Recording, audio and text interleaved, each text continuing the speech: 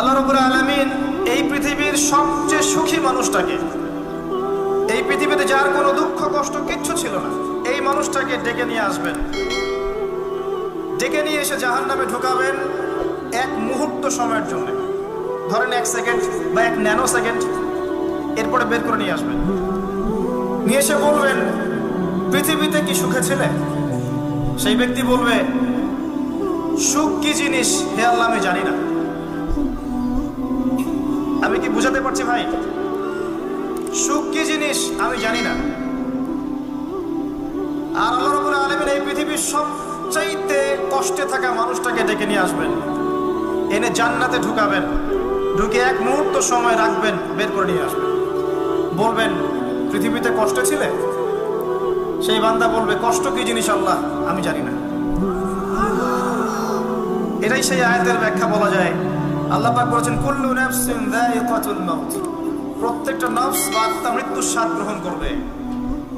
ফাইন্নামা তুওয়াফাউনা উজুরাকুম ইয়াওমাল কিয়ামাহ, কিয়ামতের মাঠে তোমাদের পূর্ণ প্রতিদান দেয়া হবে।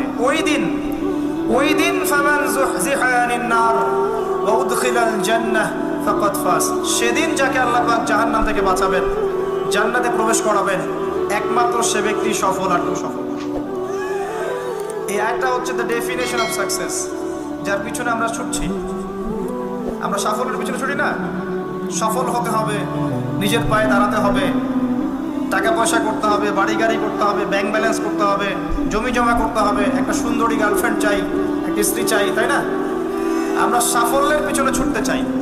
আর আমাদেরকে বস্তুবাদী দর্শন শেখায় এগুলোই সাফল্যের মানদণ্ড। তা আল্লাহ পাক এখানে বলছেন যাকে জাহান্নাম থেকে বাঁচানো হবে আর জান্নাতে প্রবেশ করানো হবে, এই ব্যক্তি ছাড়া কেউ সফল না। পৃথিবীতে আপনি অনেক বড় নেতা হতে পারেন, ইভেন অনেক বড় আলেমও হতে পারেন, অনেক বড় পলিটিশিয়ান হতে পারেন, অনেক বড় প্রশাসনের কর্মকর্তা হতে পারেন, অনেক বড় ইকোনমিক্স হতে পারেন, কলামিস্ট হতে পারেন, বুদ্ধিজীবী হতে পারেন, হাফেজ হতে পারেন, হুএভার ইউ আর, যদি কিয়ামতের মাঠে আপনি জান্নাতে যেতে না পারেন, আপনি সফল না।